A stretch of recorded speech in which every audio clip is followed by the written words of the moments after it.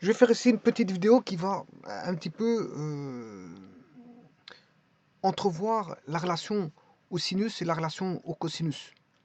Alors soit c'est pour les triangles quelconques, vous pouvez utiliser soit, ça dépend, les données que vous avez de la relation au sinus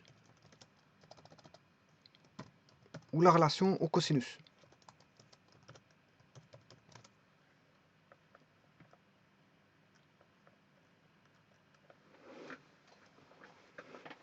Donc il s'agit ici tout bonnement de triangles, je dirais même de triangles quelconques. On peut avoir un triangle quelconque.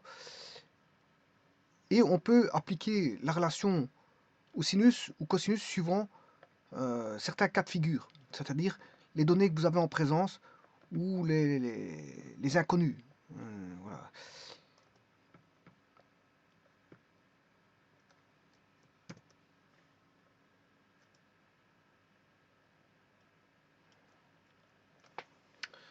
Alors la première des choses à savoir, c'est que vous avez affaire à un triangle. Ici, c'est un triangle quelconque.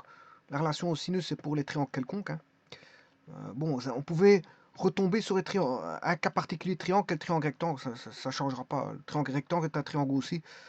Et les relations au sinus et au cosinus s'adaptent. Hein. Il n'y a pas de problème pour ça.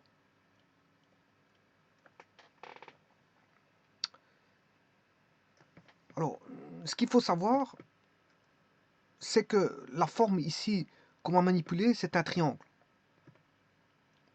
Parce qu'on peut faire de la trigonométrie aussi avec le cercle trigonométrique de rayon 1.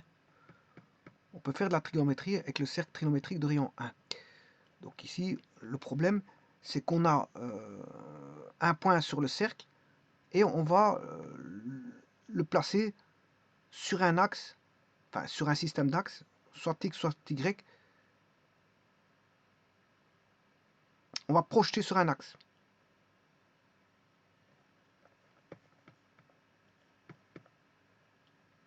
Alors c'est pour ça qu'on doit y placer forcément un axe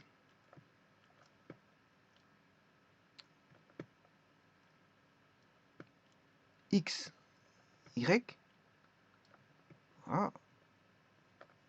Alors là, à gauche, on a la trigonométrie, ce qu'on appelle la trigonométrie du triangle. Et à gauche, enfin, je m'excuse, à gauche, on a la trigonométrie du triangle. Et à droite, la trigonométrie du cercle. Alors, la trigonométrie du cercle nécessite bien sûr un système d'axes. Où l'origine du système d'axes est le centre du cercle. Et on a un cercle, bien sûr, de rayon, absolument de rayon 1. Le rayon vaut 1. Alors pourquoi je parle de ça? Parce que c'est pas tout à fait la même chose. Là, on a un triangle ABC, c'est-à-dire un triangle, c'est trois côtés, trois angles. Alors, le côté qui est en face, ici je peux l'appeler l'angle ACB, l'angle ACB,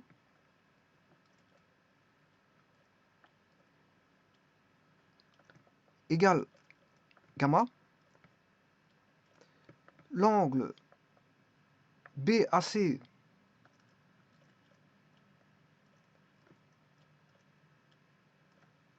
égale alpha. Et l'angle ABC égale bêta. Voilà, vous devez positionner les trois angles. Alors le côté opposé à gamma, c'est le côté qui mesure C unité de longueur. Le côté qui est en face de l'angle alpha, donc à l'opposé de alpha, mesure petit a, et celui qui est en face de l'angle bêta, elle mesure B, unité de longueur, soit des kilomètres, des centimètres, des mètres, peu importe l'unité de longueur. En tout état de cause, on a toujours trois côtés pour un triangle et trois angles. Et les angles, la somme des angles dans un triangle, alpha plus bêta plus gamma égale 180 degrés. Mais en plus de ça,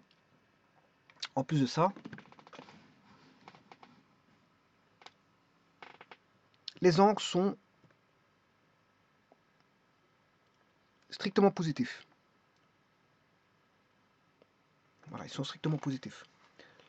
Alpha, bêta, gamma étant strictement positifs. Donc, on a des angles strictement positifs et ça ne dépasse jamais, la somme ne dépasse jamais 180.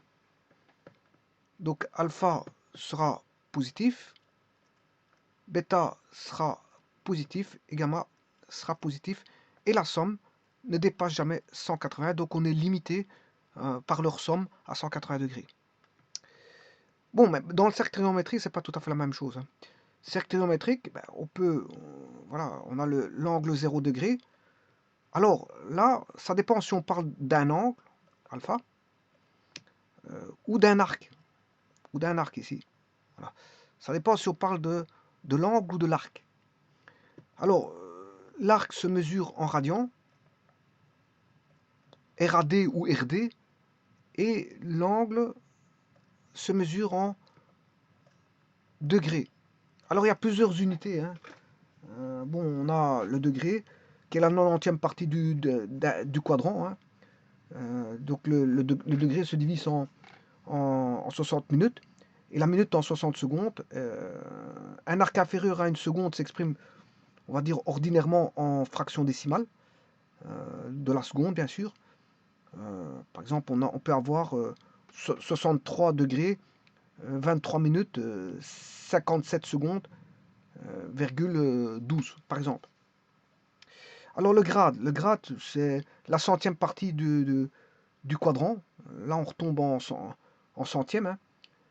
Le grade se divise en 10 décigrades, en 100 centigrades et en 1000 milligrades. Et bien sûr en 10 000 décimilligrades. On divise aussi le grade en 100 minutes centésimales, qui s'écrit 100 avec un apostrophe. Et la minute en 100 secondes centésimales, 100 avec deux apostrophes. Et le radian, on peut indiquer soit RD ou RAD, est un arc dont la longueur est égale à celle du rayon.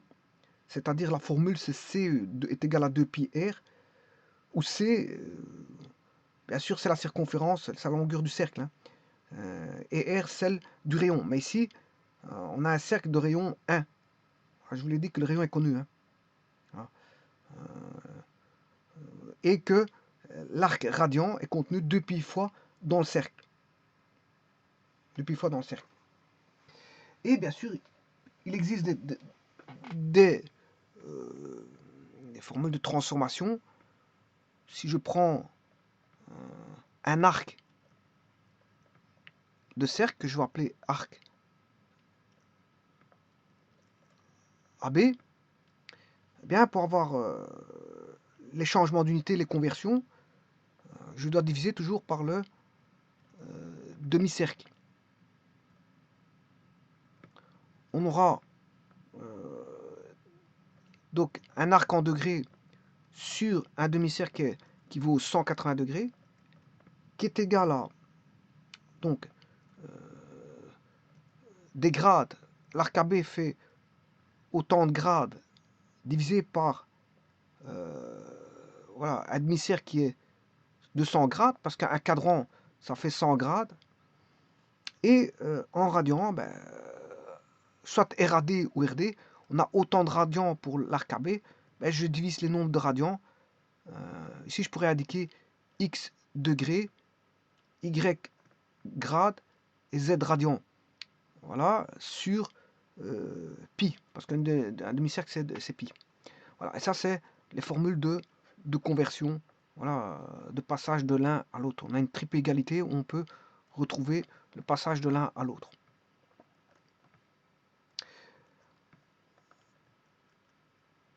À la différence ici, on peut avoir, bon, là, on a des angles qui sont strictement positifs.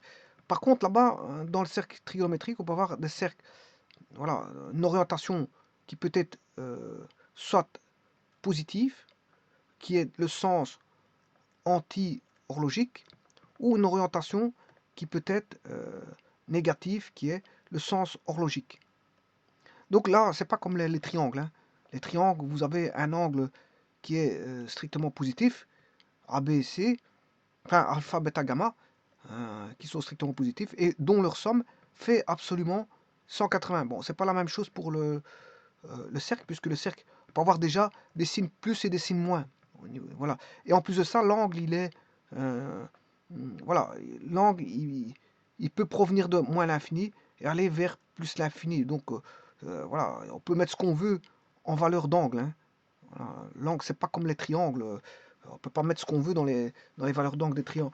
Et le cercle, on peut mettre ce qu'on veut comme valeur.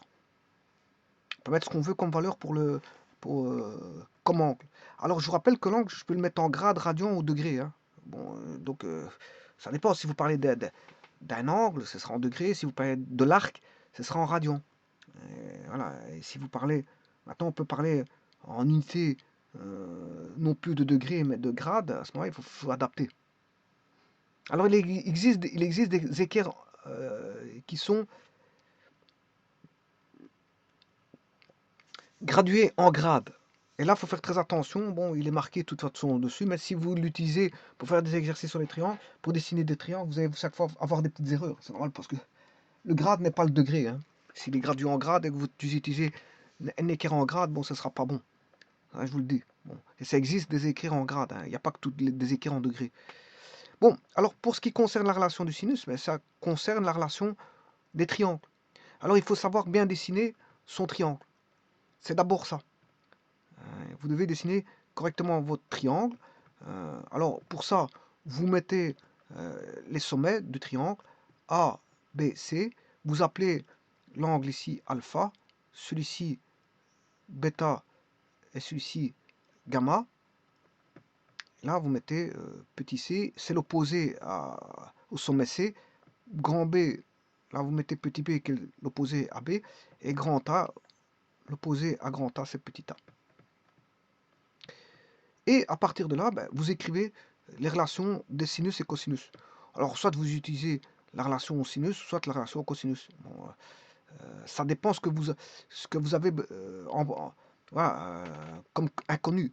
Alors, la relation, c'est tout bonnement A sur sinus alpha est égal à B, la mesure de B, sur sinus bêta, égale à C sur sinus gamma. Donc, c'est ce qu'on appelle une triple égalité.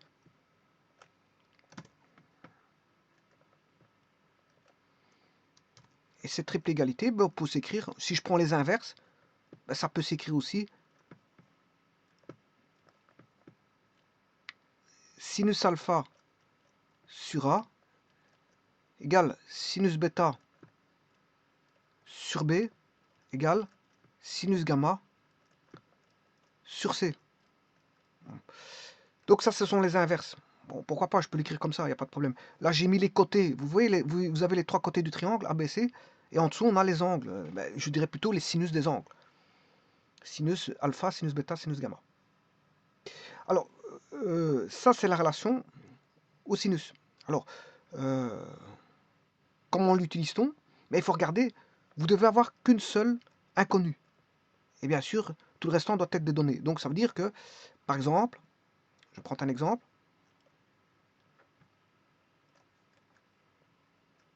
C'est valable pour les triangles quelconques, hein. Et un triangle rectangle, ce sera aussi valable.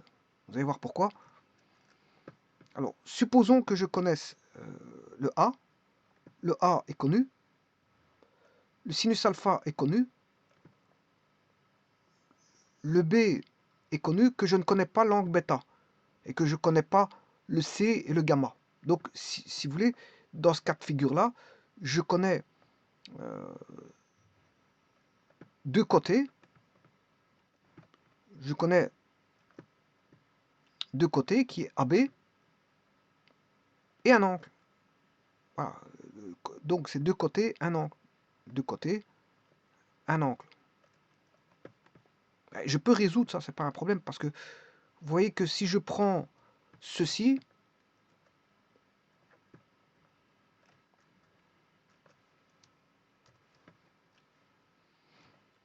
Ben, je transforme l'équation. Hein. Je, je multiplie ici A sinus bêta égale B sinus alpha. Voilà. Et l'inconnu, c'est sinus bêta. Donc, on aura B sur A fois sinus alpha. Et bien sûr, c'est l'angle qui vous intéresse. Donc, il faudra aller chercher l'inverse, l'arc sinus, si vous voulez. Sinus moins 1, qui est l'inverse, l'arc sinus. Hein. C'est l'arc sinus. Sur les machines, il est marqué sinus moins 1. Je ne peux pas écrire ça comme ça, mais je le fais quand même. C'est arc sinus. Voilà. Dans les machines, ils indiquent ça comme ça. C'est pas un inverse. C'est une fonction réciproque, on va dire. Voilà. Donc, c'est B sur A, sinus alpha. Et vous calculez ceci.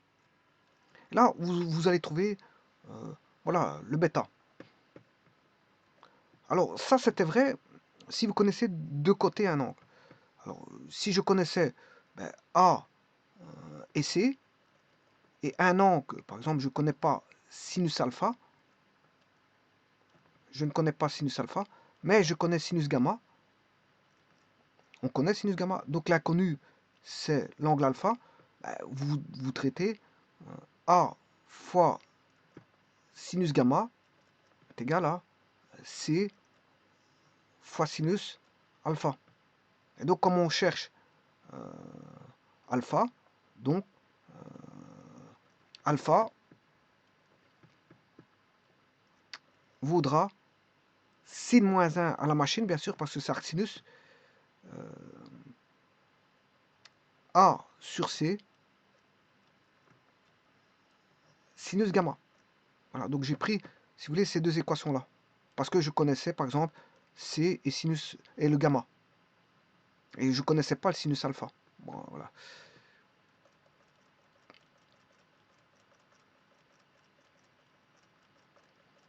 Donc ça, c'est quand on connaît deux côtés un angle. Maintenant, ce qui peut se passer, c'est que on connaît dans l'énoncé nous donne deux angles, mais cette fois-ci un côté. Eh bien, ça suffit pour résoudre ceci. Si on connaît un côté, deux angles, eh bien, il y aura un angle qui sera l'inconnu. Par exemple, il y aura un côté qui sera l'inconnu. Par exemple, je recherche le C, voilà, je cherche le C, et je connais par exemple B sinus bêta et sinus gamma. Eh bien, pour trouver le C, le côté, ben, c'est sinus gamma sur sinus bêta fois B. Voilà, et là, vous avez le côté. Donc voilà, vous avez utilisé par exemple ces deux-là. Alors, donc ça veut dire qu'il faut toujours, quand vous allez utiliser une égalité, soit celle-là ou soit celle-là, l'égalité faisant intervenir 4 valeurs, supposons que j'utilise A sur sinus alpha et C sur sinus gamma, on a toujours 4 valeurs. Donc dans ces 4 valeurs, on a une équation. Alors il faut toujours, comme elle a 4 valeurs, il faut 3 valeurs connues, dont une sera une valeur inconnue. Et là on peut résoudre ça. Il ne peut pas avoir deux inconnus. Hein. Voilà. Donc l'inconnu peut être soit A, soit C, soit alpha ou soit gamma. On s'en fout. Mais en tout cas, on doit avoir 3 valeurs connues. Donc ce qui veut dire 3 valeurs connues, ben, c'est par exemple, deux côtés on connaît, et on connaît un angle. Et là on recherche un angle. Donc on connaît deux côtés, et on connaît un angle. Voilà. Maintenant, ce qu'on peut avoir aussi, dans ce cas de figure-là, c'est on connaît un côté, on recherche C par exemple, ben il faut connaître les deux angles alpha, gamma. Donc là, il faut connaître deux angles et un côté. Bon, et ça, c'est toujours comme ça. Alors maintenant, si je travaille, ça c'est pour le sinus. Maintenant, si on travaille avec un triangle rectangle, l'écriture est toujours valable. Hein. Donc là, on aura un angle qui vaut 90 degrés. Alors supposons que c'est, je vais mettre le triangle, A, B, C. Je vous rappelle qu'ici c'est petit c, petit a, petit b. Là on a alpha. Ici j'ai mis gamma qui valait 90. Donc c'est sinus de 90. Alors je rappelle que le sinus de 90, si vous tracez un cercle trigonométrique, voilà, sinus de 90 degrés, ça fait 1. Alors je rappelle que le sinus c'est la projection sur l'axe des y. Hein.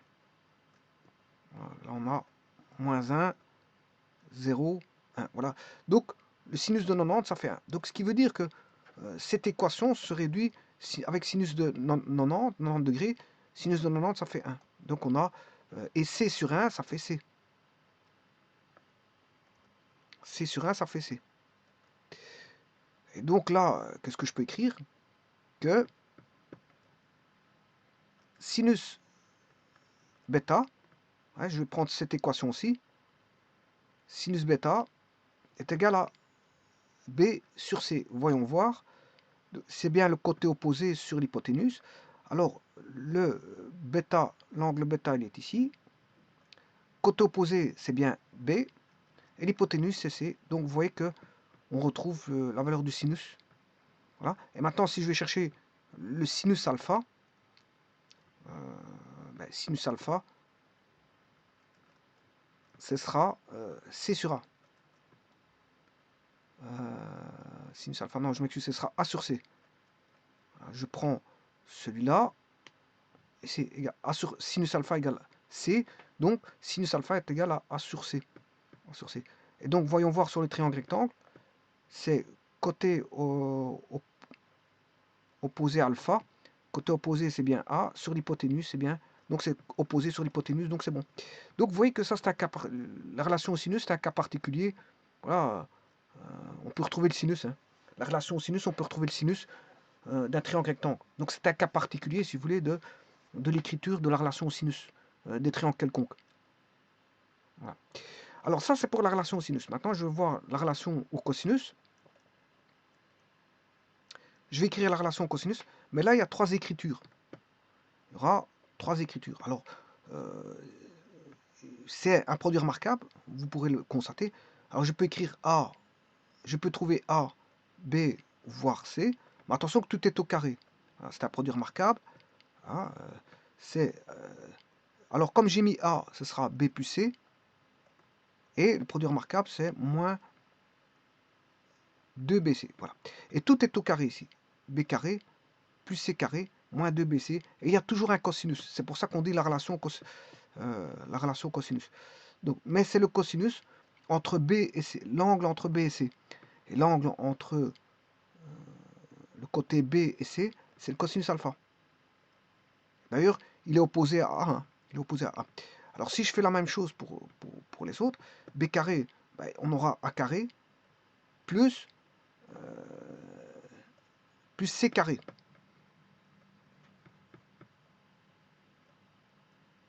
Et C carré, on aura A carré plus B carré moins 2 AC. Vous prenez les lettres qui sont là, AC. Et ici, vous prenez les lettres AB, moins 2AB. Et là, vous prenez le cosinus. Cosinus, c'est parce que c'est la relation cosinus de B. Qu'est-ce qui est en face de B? C'est bêta. Qu'est-ce qui est en face de C? Ben, c'est gamma. Voilà. Alors, la relation au sinus, parfois on peut utiliser la relation au sinus, ou parfois vous pouvez utiliser la relation au cosinus, hein, que ce soit l'un ou l'autre, ça dépend. Mais maintenant, il y a parfois des cas de figure où on ne sait pas utiliser la relation au sinus, et la relation cosinus est peut-être la seule plausible. Alors, il existe aussi un cas de figure où, je veux dire, on ne sait rien trouver. Hein. Alors, il y a un cas de figure où on ne sait rien trouver. S'il y a trop d'inconnus, aussi bien on ne saura pas utiliser ni la relation sinus, ni la relation cosinus. Bon. Alors, quand est-ce que quand la relation cosinus est intéressante? Alors parfois, vous devrez chercher par la relation de sinus une inconnue. Une fois qu'elle est inconnue, elle devient donnée, hein. Et là, vous pourrez l'utiliser par après la relation cosinus pour trouver autre chose.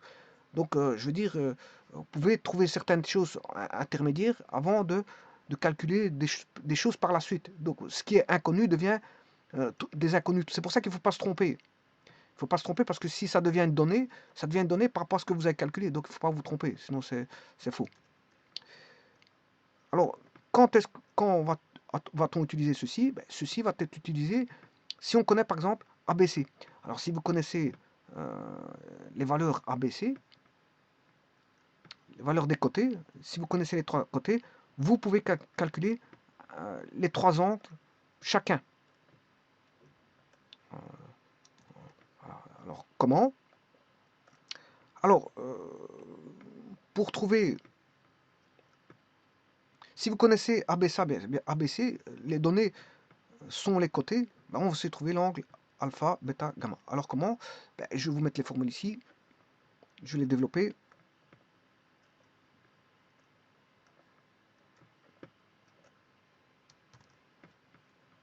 Alors, la première, je vais développer la première. Ensuite, je vais développer la seconde. Et ensuite, je vais développer la troisième. Bon, on va commencer par la première. Eh bien, si vous voulez chercher l'angle alpha, bon, ça c'est simple. Bon, vous devez enlever b carré, faire passer le b carré dans le membre de gauche, égal à moins 2bc cosinus alpha. Ce qui veut dire que si je prends les opposés, 2bc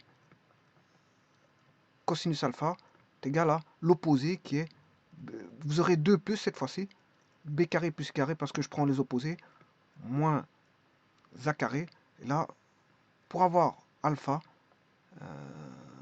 alpha, c'est l'arc cosinus ou le cosinus moins 1 à calculer à la machine de b carré plus c carré moins a carré sur 2bc. Alors vous voyez que le bc là, c'est justement ceux qui sont plus. Ceux qui sont plus, c'est bc. C'est justement par celui-là qu'on divise. Non, on divise par bc. Alors je veux entamer le deuxième et le troisième, je vais le faire directement. Je fais le deuxième, hein. Donc ce qui veut dire que si vous voulez trouver bêta, ben, ce sera b carré moins a carré moins c carré. Ça c'est égal à moins 2 ac cosinus bêta.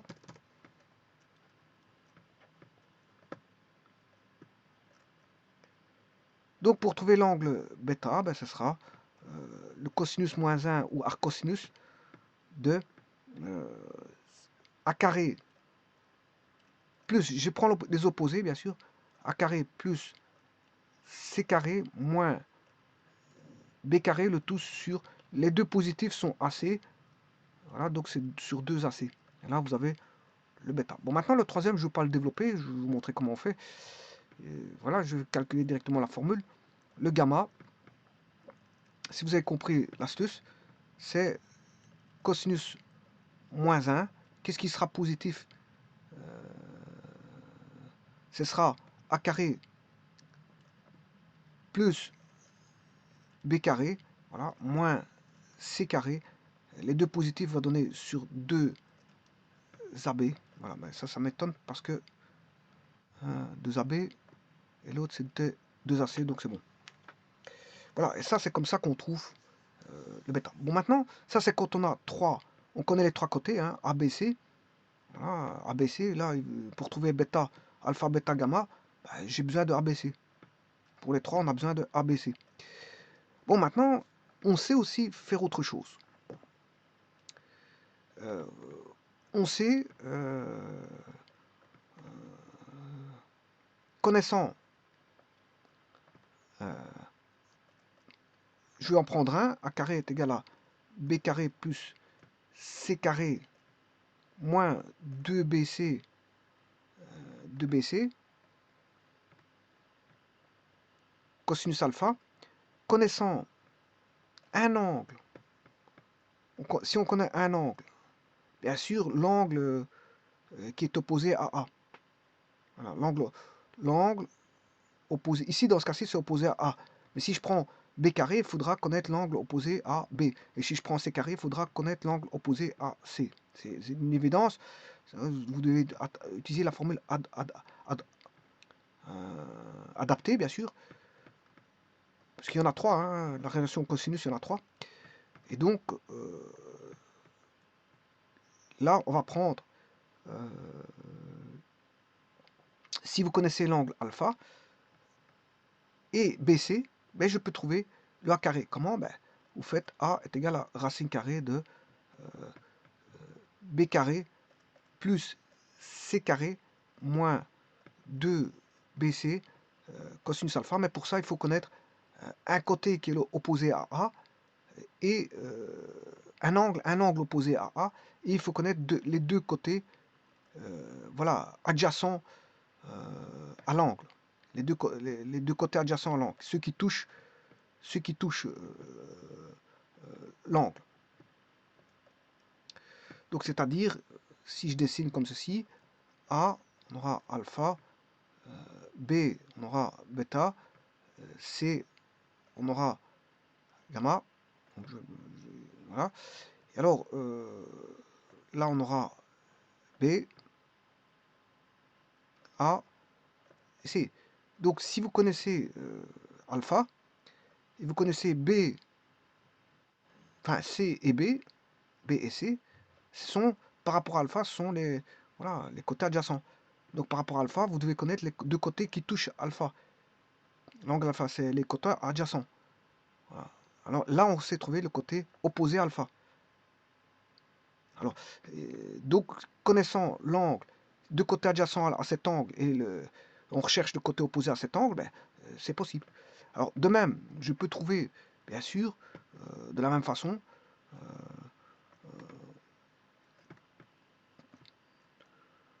tout comme on peut trouver A connaissant les côtés adjacents à alpha, B carré plus C carré, moins 2BC cos alpha, racine carrée.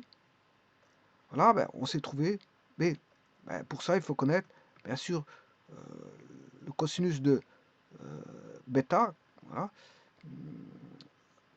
A carré plus C carré moins 2AC cosinus gamma racine carrée. Et on peut trouver le C si vous connaissez B.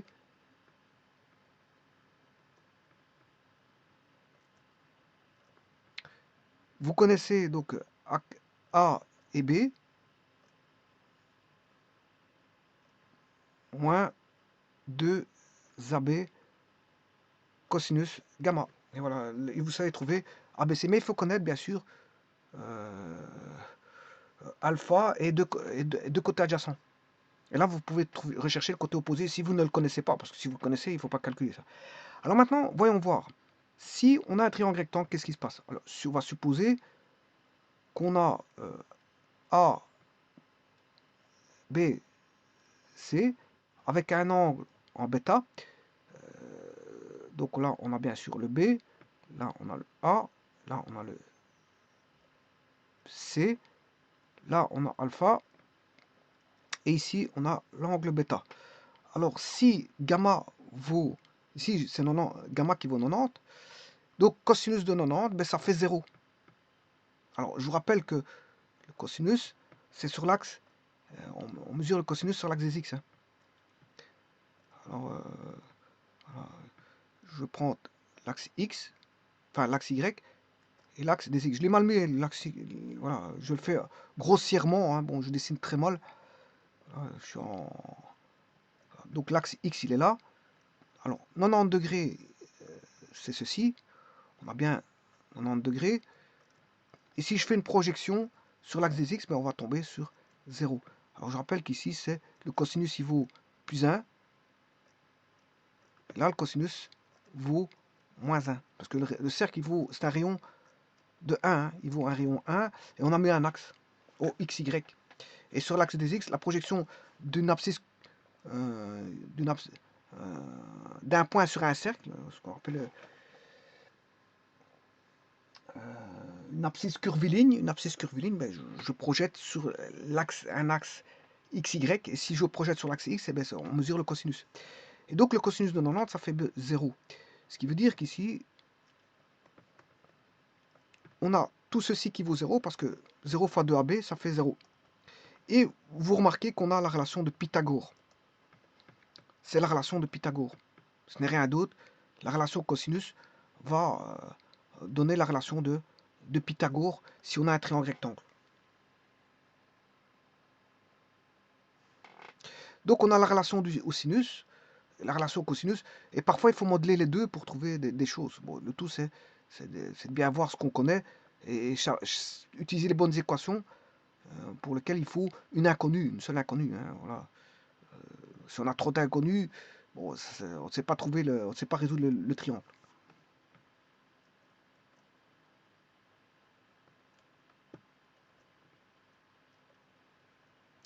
Alors, dernière chose, je vous rappellerai qu'un angle principal dans un cercle trigonométrique, je parle du cercle trigonométrique, c'est même pas un angle principal, c'est ce qu'on appelle...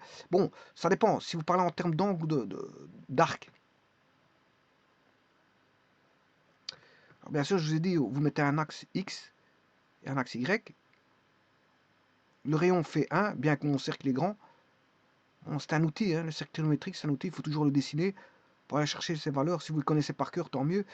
Mais sinon, il faut toujours dessiner le cercle trigonométrique pour aller chercher les valeurs de sinus, cosinus ou les valeurs d'angle ou d'arc.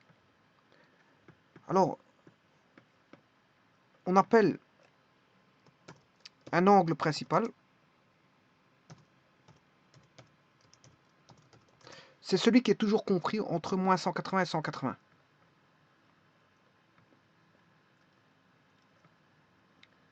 Moins 180 qu'on ne prend pas bien sûr, puisqu'il va être pris par le 180. Voilà, donc ce qui veut dire que si vous devez calculer, si on vous dit 372 degrés, voilà, 372, ben vous faites 372 n'est pas compris en tant qu'angle principal. Donc il faut que pour le mettre dedans, ben, vous devez enlever 360. Voilà, et 360 moins 372 moins 12, enfin 372 moins 360, ce qui fait 12 degrés.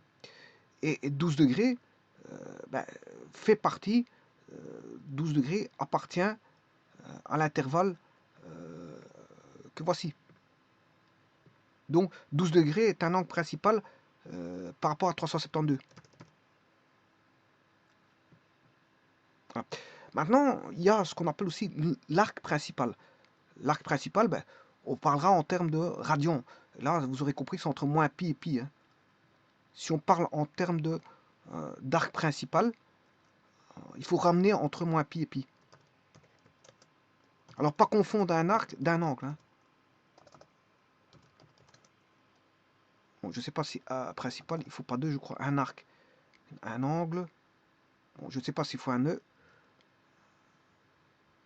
Bon, ah non, je vais quand même mettre un E, il y a peut-être une erreur là-dessus. Un arc principal. Je ne sais pas s'il faut un E. Bon, je mettrai, comme j'ai un doute, il y en a un que je mets et l'autre je ne mets pas. Bon, j'ai un doute. J'irai revoir après dans le dictionnaire. Voilà comment ça se passe. Voilà, j'en mets un avec E et un sans E. Parce que bon, j'ai un doute. Bon, voilà. Alors, ceci étant dit, l'arc principal, lui, il est compris entre moins pi et pi. Parce que l'arc, c'est en radian. L'arc, c'est en radian.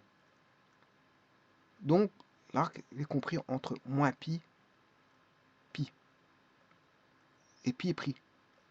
Voilà, c'est quand on parle des radians. Hein, c'est quand on... Voilà.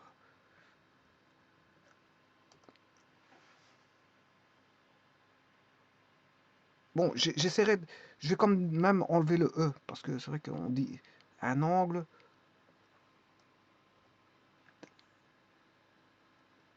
Comment est l'angle? C'est un adjectif qualificatif, donc il s'accorde. Donc on dit un angle et un arc. Donc je retirais quand même le E. Voilà. Donc un angle en degrés, bien sûr, dit angle principal s'il appartient à l'intervalle moins 180, 180, moins 180 non compris et 180 compris. Et un arc principal, c'est un arc exprimé en radian qui est compris entre moins pi et pi. Moins pi radian et pi radian.